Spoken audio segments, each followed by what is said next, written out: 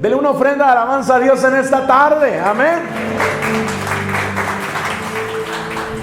El episodio anterior compartimos esta parte número 1 de por qué Dios desea que oremos a Él. Estamos iniciando esta segunda temporada de ADN Gilgal, donde vamos a hablar acerca de que somos guerreros de oración. ¿Cuántos guerreros de oración hay aquí? Amén. Dice la palabra de Dios en Génesis 1:26: Dios hizo al hombre con un propósito divino. Y vamos a ver lo que dice Génesis 1:26. Dice: hagamos al hombre a nuestra imagen, conforme a nuestra semejanza, y señoree. Esto quiere decir el derecho de gobernar. Señoree en todo lo que se arrastra sobre la tierra. En otras porciones dice: señoree en toda la tierra. Es muy importante que usted como iglesia y yo como iglesia nos quede muy claro que cuando Dios hizo a Adán y a Eva a su imagen y semejanza, no quiere decir que nosotros en este momento seamos a la imagen y semejanza de Dios. Escuche esto: Dios hizo a Adán y a Eva a su imagen y semejanza. Ellos tenían un cuerpo diferente al de nosotros. ¿Cómo qué cuerpo tenían ellos? Como el cuerpo de Jesús cuando resucitó. ¿Ok? El cuerpo de Jesús cuando resucita, que después de resucitar dice que comió con los discípulos, lo podían tocar después de que Él subió al paraíso, que eso lo vamos a ver el próximo martes. Toda esta situación es que el Señor Jesús, al resucitar, resucitó con un cuerpo incorruptible. Esto dice la Biblia. Amén. Así, con ese cuerpo incorruptible, Dios había hecho a Adán y a Eva a su imagen y semejanza. Cuando Adán y Eva pecan, su ADN se degrada, y entonces, después de que Dios los había diseñado a ellos para ser eternos, ahora ellos estaban condenados a muerte. ¿Qué quiere decir? Ya no iban a ser eternos.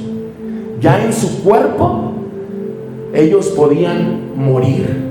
Entonces, a través del pecado entró la muerte al hombre. Amén. ¿Si estamos todos juntos? A través del pecado entró la muerte al hombre. ¿Y qué quiere decir? Ese ADN que tenían Adán y Eva, semejante al de Dios, se fue degradando, y entonces ellos ya tenían un cuerpo como el de nosotros. Por eso fue necesario que el Señor Jesucristo resucitara, porque así venció la muerte, así venció el pecado, y a través de su resurrección demostró a las tinieblas, a los cielos y a la tierra que el ser humano podía volver a ese diseño perfecto. O sea, que podemos resucitar. Por eso nosotros, los que estamos vivos, esperamos el arrebatamiento, que seamos arrebatados, y conforme estemos subiendo y tengamos un encuentro con Jesús en los cielos, vamos a tener un cuerpo como el de Jesús resucitado. Pero también dice la Biblia que los muertos en Cristo resucitarían primero, y van a resucitar con un cuerpo así como el que resucitó Jesús. Amén. ¿Cuántos le dan gloria a Dios? El Nuevo Testamento, la idea es llevada todavía más lejos. Dice la Biblia: ¿qué es el hombre para que te acuerdes de él? Le coronaste de gloria y de honra, y le pusiste sobre las obras de tus manos. Todo, ¿qué dice ahí? Todo lo sujetaste bajo sus pies. Nada dejó que no sea sujeto a él. ¿Qué quiere decir? Que Dios no dejó nada en la tierra que no fuera sujeto al hombre. Esto viene en Hebreos 2, Hebreos capítulo 2, versículos 6 al 8. Vamos a regresar a Adán y Eva. Dios le había dejado la autoridad a Adán, realmente, que él pusiera el nombre a los animales, que él gobernara. Después vio el hombre que no era bueno que el hombre, vio Dios que no era bueno que el hombre estuviera solo. Saca de su costilla, crea a Eva, y la responsabilidad del hombre era enseñarle a Eva. Amén. Y pues el hombre no le enseñó a Eva que no había que comer de ese árbol, y entonces el enemigo engaña a Eva, y Eva invita a pecar al hombre.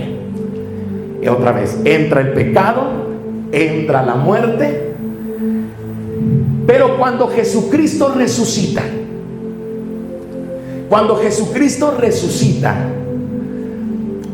nos entregó la victoria a nosotros. ¿Qué quiere decir? Otra vez, la autoridad, el gobierno que Dios le había dejado a la creación perfecta, nos es entregada a nosotros como hijos de Dios. Por eso dice esta porción bíblica que todo lo sujetó Dios bajo los pies del Hijo del Hombre. ¿Quién es el Hijo del Hombre? Cristo. Usted va a encontrar en el Nuevo Testamento porciones bíblicas donde dice Jesús, el Hijo de Dios, Hijo de Hombre. ¿Okay? Le voy a dar una breve explicación de esto. ¿Por qué tiene tanta importancia estos versículos que mencionan la palabra Hijo de Hombre? Jesús, cuando desde antes que Dios creara todas las cosas, Jesús ya estaba con el Padre, pero estaba como una deidad espiritual, como un ser espiritual. Luego es ese ser transfigurado, así con un cuerpo incorruptible estaba, con un cuerpo que era espiritual, pero también se manifestaba físicamente, pero no como el de nosotros. Entonces, cuando Dios hace su plan perfecto, después de que expulsa al enemigo, en ese plan perfecto era que Dios, siendo hombre, entregara su vida por nosotros. Pero era necesario que hubiera derramamiento de sangre. Y la sangre de Jesús transfigurado no es una sangre como la de nosotros. Así es de que Dios envía a su Espíritu Santo a poner una semilla en el vientre de María. Amén. Un ser espiritual siembra una semilla en un cuerpo físico de un linaje muy limpio. Y entonces Jesús pudo bajar ahora a la tierra siendo un hombre. Así como nosotros, ahora ya tenía sangre y un cuerpo como el de nosotros. Tuvo que pasar todo esto para que Él derramara su sangre, pudiera bajar, porque Jesús bajó a los infiernos, ¿okay? Bajó a predicar el evangelio ahí, arrebatarle las llaves de la muerte, amén, al diablo, y subió a proclamar victoria al resucitar. Entonces, a través de esa resurrección y todo este proceso, es que usted y yo tenemos autoridad, tenemos dominio en esta tierra, pero tenemos que conectarnos a lo espiritual. Esto es muy importante. El hombre fue creado para ejercer dominio sobre todas las cosas creadas por la mano de Dios. Nosotros recibimos su autoridad para dominarlo todo, para gobernarlo todo, para ser directores o cabeza de la creación. Y Dios hizo al hombre con esa intención y para ese propósito. Una referencia a la terminología, uno por quien reinó la muerte es el diablo. El diablo tenía el imperio de la muerte. Ahí viene en Hebreos 2:14. Nos habla de que el diablo tenía autoridad. Antes de que Jesucristo derramara su sangre por nosotros y muriera por nosotros y resucitara, el enemigo tenía autoridad. ¿Por qué tenía autoridad el diablo? Porque Adán y Eva se le habían entregado al pecado. Entonces, en el momento que ellos pecan, le entregan la autoridad al diablo. Ahí usted va a entender por qué en la Biblia usted se encuentra que el diablo quiere hacer caer en tentación a Jesús. ¿Se acuerda? Si te postrares y me adorares, ¿se acuerda? Lo llevó a lugares altos y ¿qué le dijo? Te puedo entregar todo esto que es mío. Porque hasta ese momento todo le pertenecía al diablo. Hasta ese momento el diablo tenía dominio sobre la tierra. Y es algo que nosotros como cristianos tenemos que comprender. Porque a veces dicen, es que estamos en este mundo y el diablo tiene autoridad sobre este mundo. Ya no la tiene, la tuvo. Por eso con toda autoridad quería tentar a Jesús con lo que a él le pertenecía legalmente. Pero en el momento que Él derrama su sangre por nosotros, que Él muere y Él resucita, me refiero al Señor Jesús, nuevamente regresa el poder y la autoridad a los hijos de Dios. ¿Cuántos dan la gloria a Dios? Ahora, pero para eso tenemos que comprenderlo. Y la pregunta con la cual abrimos este tema es: ¿por qué? ¿Por qué Dios desea que oremos a Él? Y yo les compartía en la grabación del episodio anterior que yo desde adolescente me hacía la pregunta, ¿cómo para qué orar? Yo pensaba esto de adolescente: ¿para qué orar si Dios ya conoce todo? Era lo que yo pensaba. Y yo decía, pues es que yo le pido algo a Dios y en la misma Biblia dice que antes de que salga de mi boca Él ya lo conoce. Y yo no comprendía el por qué mi mamá y el pastor y la gente cristiana decía, es que es bien importante que tú ores. Pero la verdad, yo no comprendía eso, no lo entendía. Después de que pasan muchos años, encuentro esta porción bíblica y entiendo que cuando Dios le entrega todo al hombre, la Biblia dice que el Espíritu Santo es un caballero, ¿ok? El Espíritu Santo respeta, nos dio un libre albedrío.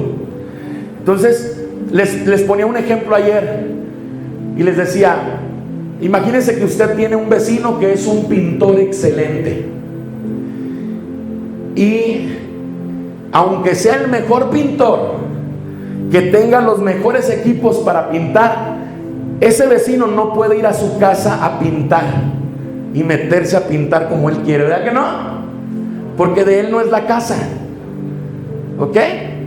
Entonces yo les ponía un ejemplo con esto y les decía, después de que Jesús nos dice, aquí está toda autoridad y todo dominio en la tierra, ¿ok?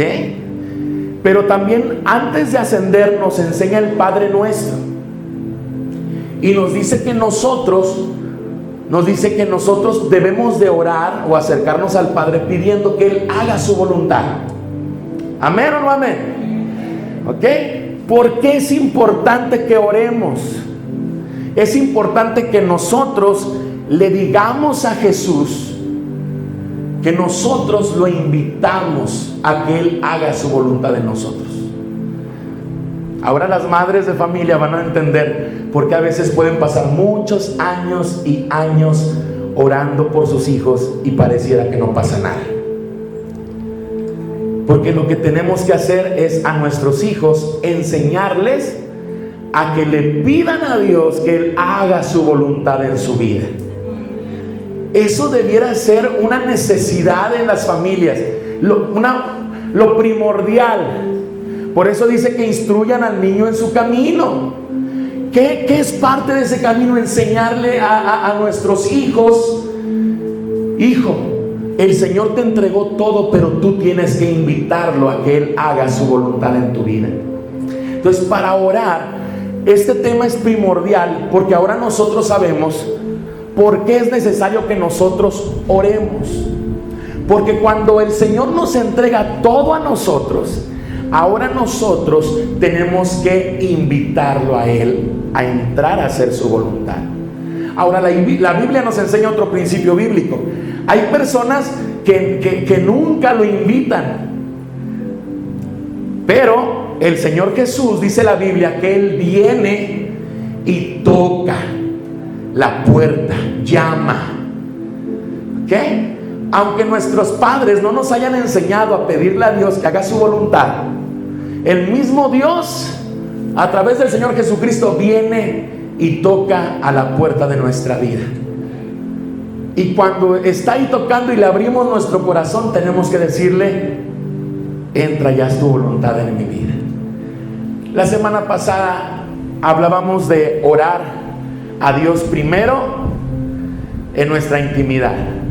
No podemos venir a la iglesia a gritar y orar y clamar y hacer guerra espiritual si no tenemos una comunión con Dios en casa. Entonces el paso número 1 es tener una comunión con Dios en casa. El paso número 2 es reconocer la autoridad que Dios nos dejó e invitarlo a que Él haga su voluntad. Aunque Él nos dejó todo para gobernar, tenemos que tener la humildad de invitarlo a morar en nuestra vida y hacer su voluntad. Dice Hebreos 2, 14 al 16, el Hijo Divino de Dios vino a ser el Hijo del Hombre. Es esa porción que les mencioné en un principio. Al nacer en forma humana, vino a ser un hombre como nosotros, a fin de morir y por medio de la muerte destruir el poder del diablo. Esto dice la Biblia. A través de la muerte, o sea, fue necesario que Jesús muriera, porque a través de la muerte fue que Dios destruyó el poder del diablo. Por eso es importante ADN Gilgal 1, porque les decíamos, nos trajo algunos beneficios el derramamiento de sangre en la cruz, la muerte trajo otros beneficios, la resurrección trajo otros beneficios, la ascensión trajo otros beneficios. ¿Cuántos dan gloria a Dios por esa entrega de autoridad que Dios nos da? Pero también por nosotros pedir su voluntad hacia nosotros. Analicemos el Padre Nuestro, veamos esa oración modelo y hagamos la parte de nuestra vida para que la presencia de Dios haga su voluntad en nosotros. Gloria a Dios.